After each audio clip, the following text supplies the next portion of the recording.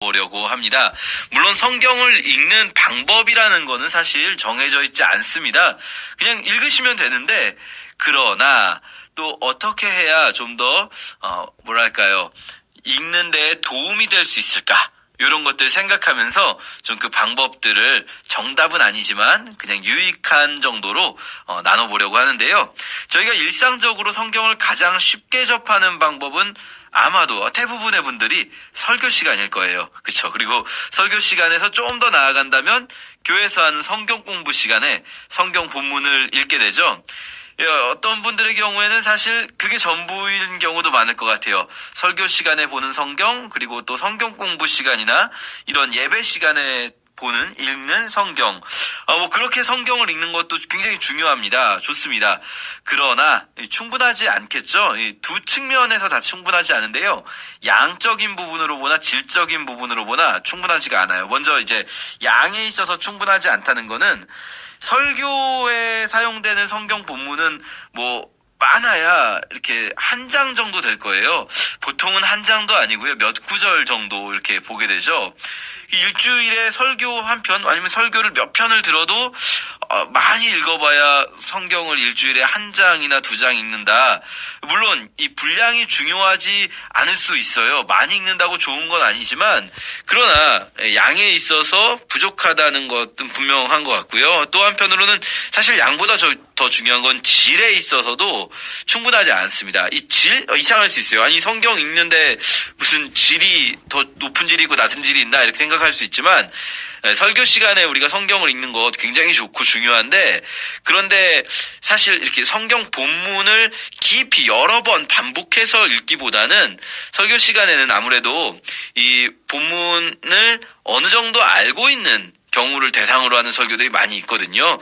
아니면은 성경 그 자체를 내가 읽는 것이 아니라 누군가의, 목사님의, 혹은 성경 공부라면 성경 공부를 인도하시는 분의, 아니면 그 성경 공부 교재를 만드신 분들의 그 해석을 읽는 거죠.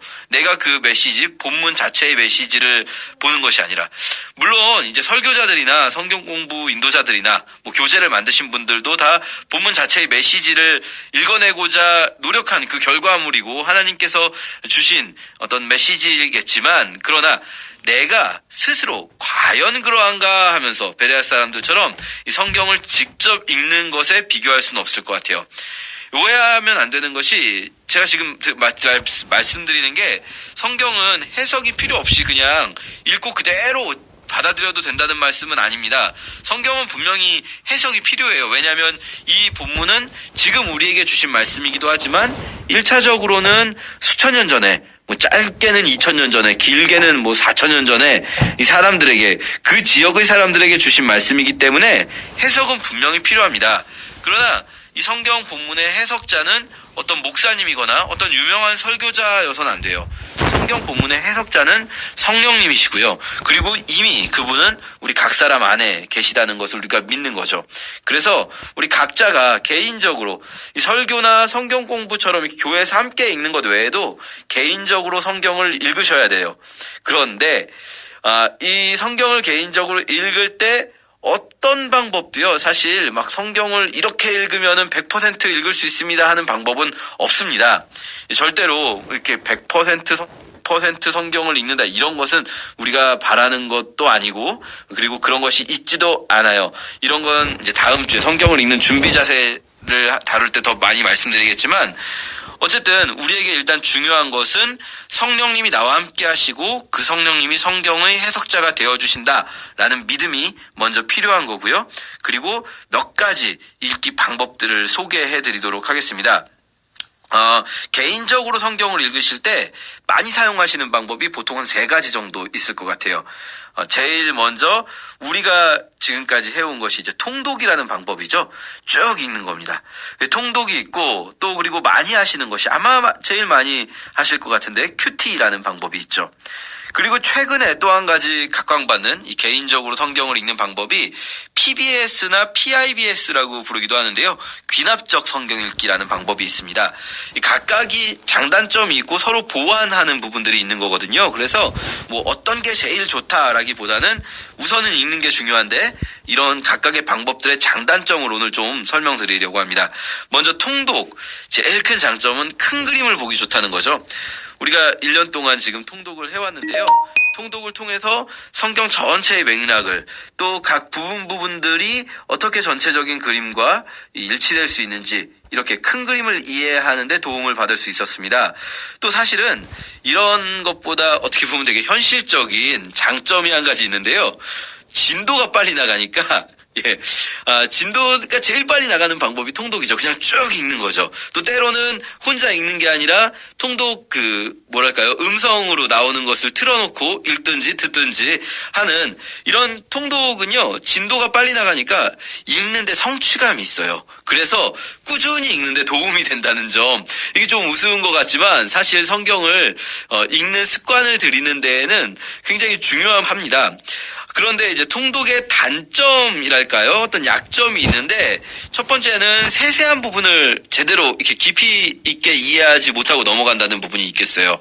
그런데 그보다 더 큰 약점이 있는데요. 통독은 저희도 이제 1년 동안 하셨지만 지금 이 방송 들으시는 분들은 어쨌든 통독을 하신 분들인데요. 통독의 약점이 내 삶에, 우리가 말씀을 읽고 나서 이 말씀이 내 삶에 어떻게 적용할지에 대해서는 많이 생각하지 못하는 경우가 있어요. 통독은.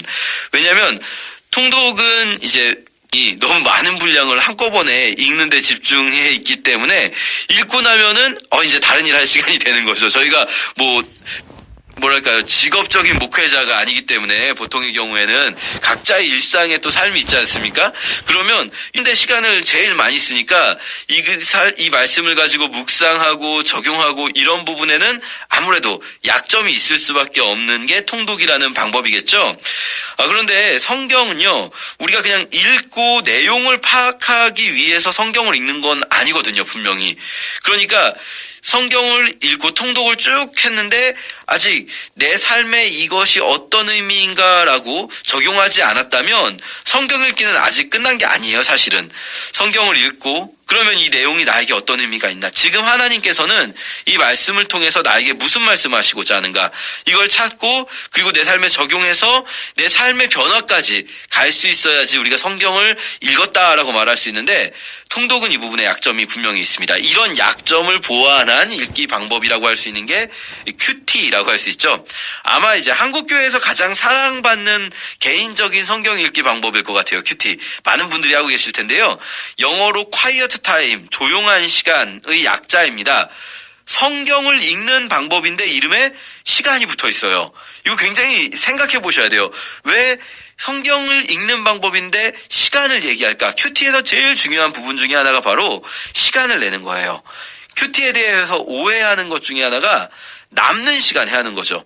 이러면요, 계속 밀리게 돼요. 그러니까 아침에 출근 시간 전에 잠깐 큐티 해야지 하다가 시간이 안 돼가지고 막 늦잠 자고 이래가지고 못하면 그럼 버스나 지하철에서 잠깐 읽어야지. 버스나 지하철에서 잠깐 읽는데 그것 못하고 이러다 보면 자기 전에 꼭 하고 자야지. 이러다가 안 하게 되는 거죠. 이런 경험이 아마 많이 있으실 것 같아요. 막 큐티책 사서 연초에 막 시도하다가 매년 이런 경험을 하기도 하고요. 통독이든 큐티든 그리고 좀 이따 말씀드릴 PBS든 사실 제일 중요한 거는요, 시간을 먼저 확보하는 거예요. 이것저것 다 하고 남는 시간에 하겠다? 이렇게 하면 안 되는 거예요. 그래서 큐티는 quiet time을 확보하는 것.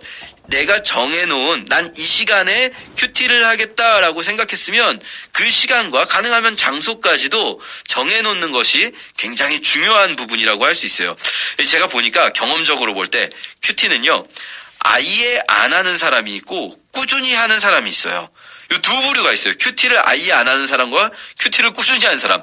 바꿔 말하면 중간에 적당히 며칠에 한 번 정도 큐티를 꾸준히 하는 사람은 별로 없어요. 그런 사람은요, 오래 못 가요. 시간을 아예 큐티를 위해서 빼놓은 사람은 매일매일 하면서 습관이 돼서 성공하는 거고요. 그냥 하다가 시간이 남으면 남는 시간에 하려고 하는 사람은 결국은 못하게 되더라고요. 그래서 이 큐티, 시간을 빼놓는 것 중요하고요. 성경을 그냥 읽기만 하는 게 아니라 조용한 하나님과의 독대의 시간을 마련하는 것, 하나님과 1대1로 만남의 시간을 마련하는 것이 큐티예요. 그런 의미에서 통독보다 좀 더 깊은 읽기라고 할 수 있죠. 통독하고 큐티의 차이점이 뭐냐면 큐티는 읽는 것 자체가 목표가 아니에요. 통독은 이제 읽는 것이죠. 그런데 큐티는 이 읽기를 통해서 하나님과 만나고 하나님과 교제하고 하나님이 지금 내게 주시는 말씀을 듣기 위한 거예요. 그렇기 때문에 사람마다 다를 수는 있지만 시간과 장소를 정해서 기도하고 말씀을 읽고 묵상하고 적용하는데요. 아주 중요한 포인트 큐티는요. 늘 다 그렇진 않지만 큐티라는 건 이런 거다라고 정해진 건 아니지만 보통 주관적인 적용 중심의 읽기입니다. 이 주관적인 읽기라는 말은요. 큐티의 목적은요. 이 본문의 메시지를 분석하고 성경 본문이 여기에서 말씀하시는 바가 무엇인지를 찾고 중심 사상이 무엇인지 찾고 이것보다는 어쩌면 중심 사상을 이해하지 못했더라도 지금 나에게 주시는 은혜의 말씀을 찾는 거예요. 그래서 이 주관적으로 지금 나에게 하나님은 어떤 말씀을 하실까를 묵상하면서 이 말씀을 보는 거죠. 그래서 큐티 하시는 분들이 흔히 쓰시는 표현이 마음에 와닿았다. 요 구절이 혹은 요 단어가 마음에 와닿았습니다 라는 표현을 많이 하시거든요. 이게 물론 사실 전체 주제를 찾고 그 중심 사상이 어떻게 각 구절들에 연결되는지 분석하고 이거 중요해요. 중요하지 않은 건 아닌데 그런데 사실 매일 이렇게 정해진 분량의 성경 본문을 묵상하고 적용하기 위해서는요. 목회자가 아닌 이상 시간을 막 몇 시간씩 드릴 수는 없잖아요. 그렇기 때문에 적용점을 찾고 내 삶에 적용하는 걸 중심으로 큐티를 하는 거죠. 그래서 물론 앞으로 이제 큐티 방법을 좀 더 자세히 설명드리겠지만 적용점을 찾는다는 게 꼭 어떤 행동의 변화, 착하게 살자, 거짓말하지 말자 이런 것만 적용점은 아닙니다. 그런데 이 큐티는 어쨌든 전체적인 내용을 객관적으로 이해하느라 시간을 너무 많이 보내서 막상 적용을 잘 못하게 되는 것, 요것은 제대로 된 큐티라고 하기 좀 어렵고요. 큐티는 좀 본문 해석에 시간을 너무 많이 들이기보다는 반복해서 읽으면서 내 마음에 와닿는 한 구절, 때로는 한 단어를 찾고 그것으로 또 내 삶을 묵상해서. 그래서요, 일반적으로 큐티는요, 본문을 해석하는 데 들어가는 시간보다 묵상하고 적용하는 데 들어가는 시간이 좀 더 깁니다. 이게 이제 큐티라고 할 수 있고요. 그래서 큐티의 장점은 하나님과 교제하면서 일상 속에서 이제 훈련하기에 좋고 일상을 살아가는 사람들이 꾸준히 성경을 읽기에 정말 적합한 방법론 중에 하나이고 또 삶의 변화까지 이어질 수 있다는 점. 이게 이제 큐티의 장점이라면 큐티에도 역시 부족한 어떤 일어날 수 있는 단점이 있어요. 그건 뭐냐면 해석이 어려운 본문들이 많이 있잖아요, 사실. 그런데 그런 본문의 경우에는 본문을 이해하지 못하거나 아니면 잘못 이해한 나머지 그 본문에서 지나치게 벗어난 적용을 할 수도 있어요. 특히 이제 문맥을 벗어나는 해석을 하는 경우가 많은 거죠, 큐티하다가. 특히 우리가 바울 서신할 때 여러 번 그런 경우 있었는데 한 구절만 떼서 저희가 그 구절만 잘 알고 있는 구절들이 좀 있어요. 그런데 사실 그게 전체 문맥에서는 우리가 알고 있는 그런 의미가 아닌 경우들이 많이 있거든요. 또 때로는 큐티하는데 설교로 들었던 구절이 있는 거예요.